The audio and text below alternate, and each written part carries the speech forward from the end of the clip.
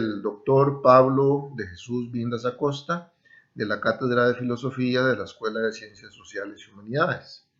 Y sin más, vamos a iniciar con la tutoría del capítulo 5, que inicia en la página 126. El capítulo 5, aquí lo tengo yo en este mapa mental resumido en una sola página. Vean qué fácil. Esta es una materia para algunos un poco densa, para otros es una materia apasionante. Y lo que vamos a hacer es que vamos a hacer un pequeño repaso de lo que vamos a explicar. En la página 126 empieza el capítulo 5 y se va a llamar Concepciones de la ética en el periodo helenístico. El periodo helenístico es el periodo de Alejandro Magno. Acuérdense que Aristóteles fue el profesor, el tutor de Alejandro Magno, y el periodo helenístico constituye el periodo del imperio de Alejandro Magno.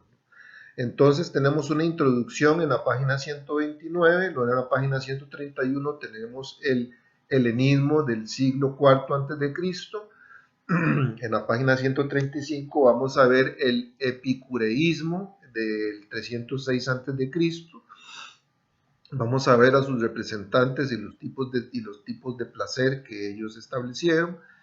En la página 140 vamos a ver el tercer apartado de este texto, que es de este capítulo, que es el cinismo, los cínicos y sus representantes en la página 145, y vamos a cerrar en la página 149 con el estoicismo, que va a estar muy relacionado con el cristianismo y las principales corrientes filosóficas que fueron fundamentales en el Imperio Romano. Así que iniciamos con la página 129 con una pequeña y breve introducción en la que dice que el periodo desde la muerte de Alejandro Magno, que fue en el 323 a.C., y hasta el 30 a.C., con Octavio Augusto en Egipto, que busca el placer bien entendido para obtener la felicidad apoyado en la moral, y surgió lo que se conoce como el hedonismo y el epicureísmo, que los vamos a ver a continuación, ¿verdad? Es decir, el hedonismo y el epicureísmo son corrientes filosóficas que buscan el placer del ser humano, la felicidad en el fondo. En la página 131 vamos a ver en el apartado número 1 el hedonismo, que se desarrolla en el siglo IV a.C.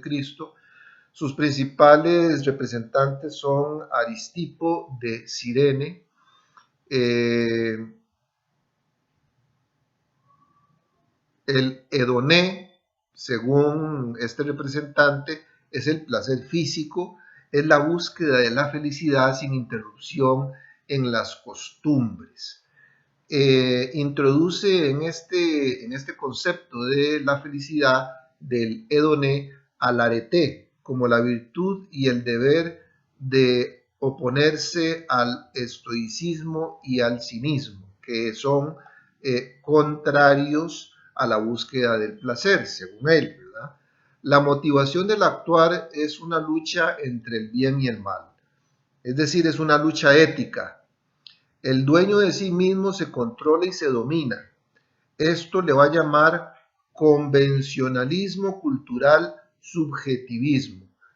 Es decir, a este concepto es el resultado de esa lucha entre el bien y el mal. Pasamos a la página 135, al apartado 2, y vamos a ver aquí el epicureísmo que se desarrolla en el 306 a.C.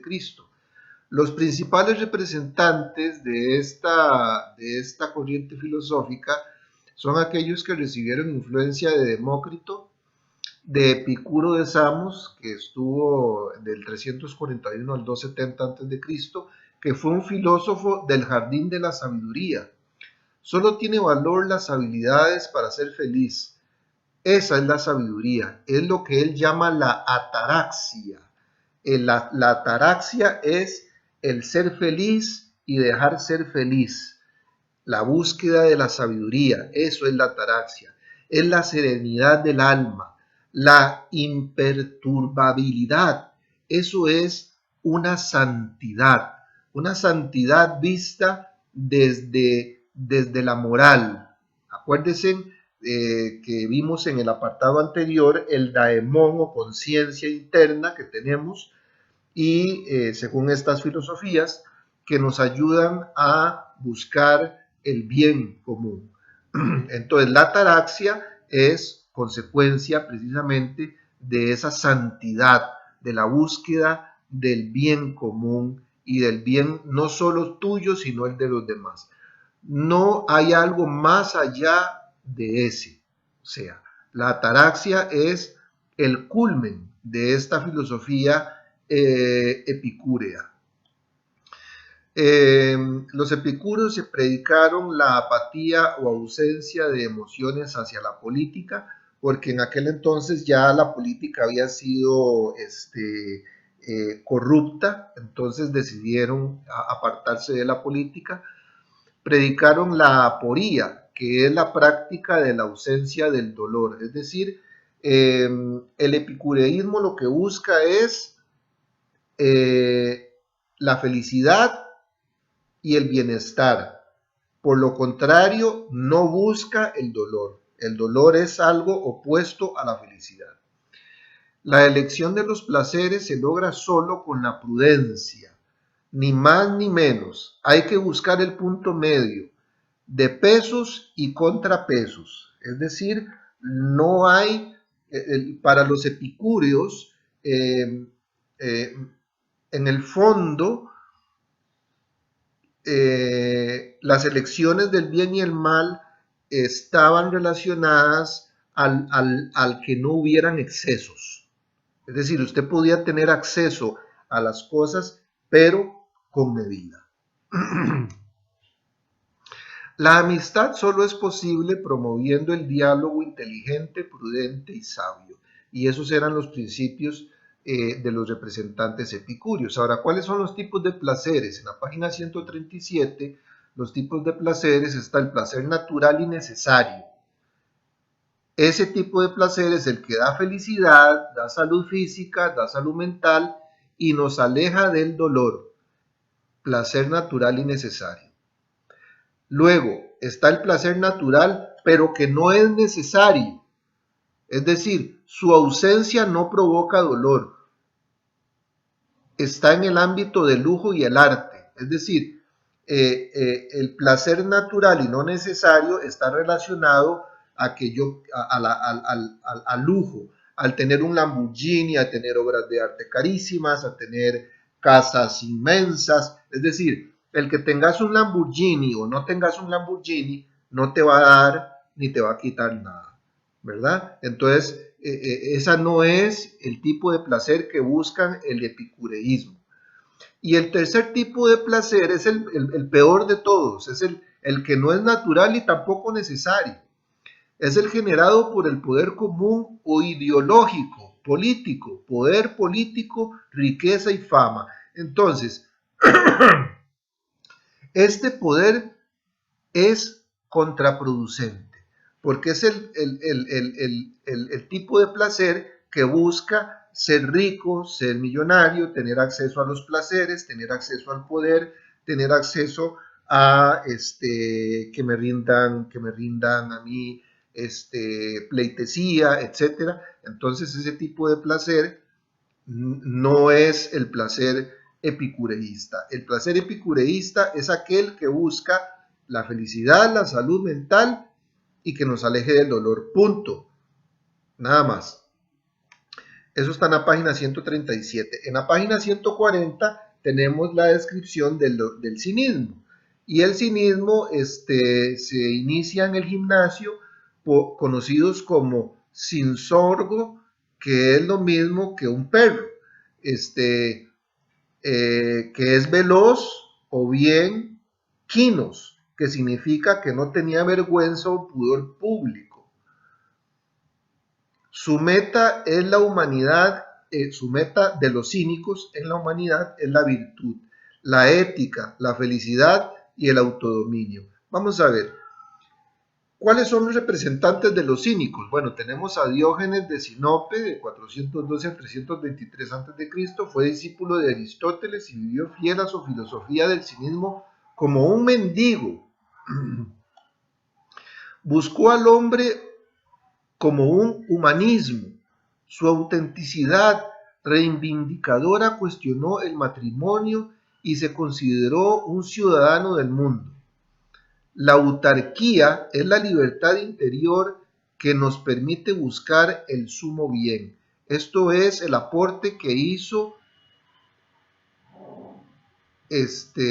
Diógenes de Sinope. La autarquía, él creó este concepto de que es la libertad interior que nos permite buscar el bien, ¿verdad? Vivió como un mendigo y eso es, por eso se les llama los cínicos, porque ellos no les daba vergüenza vivir en la pobreza, porque consideraban que esa pobreza era lo que los hacía divinos, lo que los acercaba a la divinidad. Luego tenemos a Aristítenes de Atenas, que fue seguidor de Gorgias. Escribió obras como Heracles, donde predica la ética de héroe que corresponde al sacrificio, la dialéctica que corresponde al arte de debatir, a la lógica, ética sobre lo bueno y lo malo, sobre el apetito sexual y el alimento. Escribió sobre mitología y sobre la felicidad que reside en el perder el deseo de las pasiones. Solo libre de esa atadura se logra trascender. Según Aristítenes, cínico, él considera que hay que liberarse de las pasiones y vivir, así como vivió Diógenes, en la pobreza absoluta y viviendo con estrictamente lo necesario. Luego de ellos está Crates, Hiparquia y Metrócles.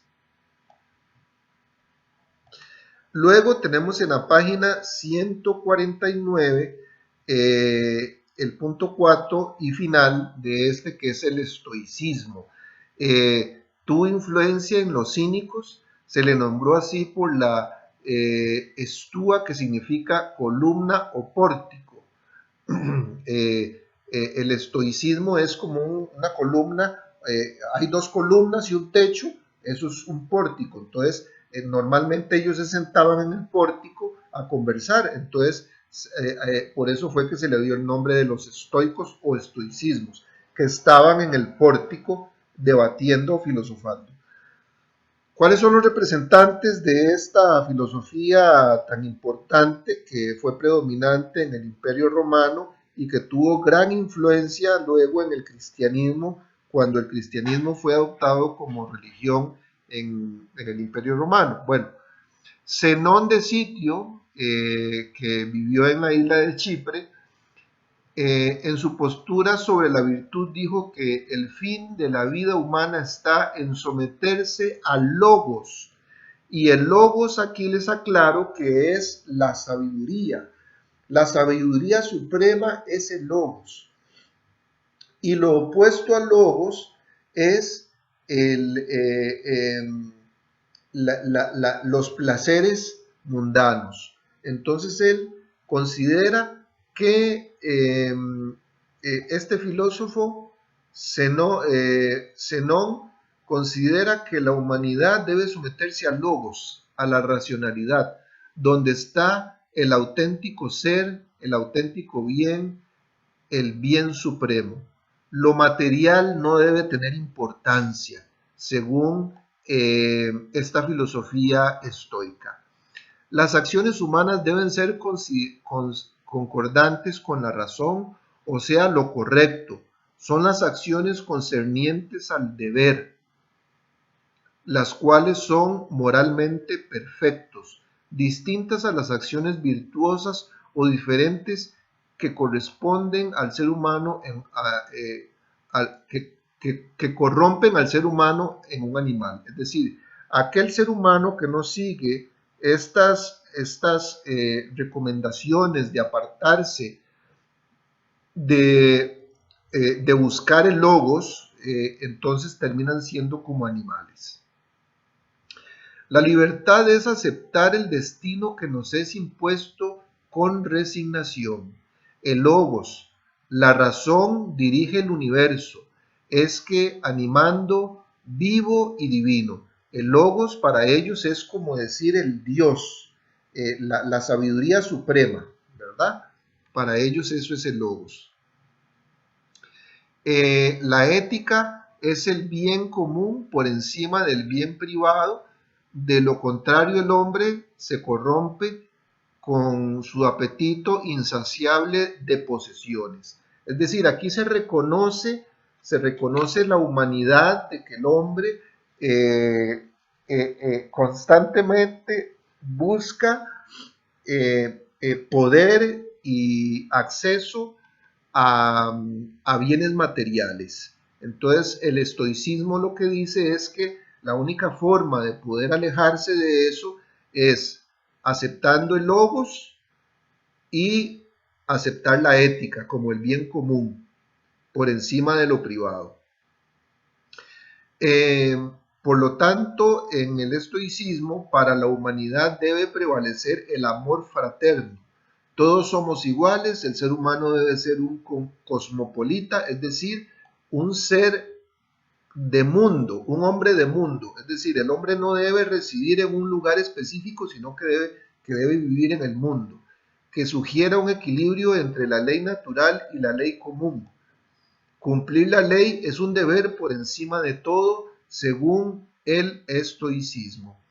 Representantes, además de Zenón de Sitio, tenemos a Cleante de Crispo, a Penecio, a Pesidonio,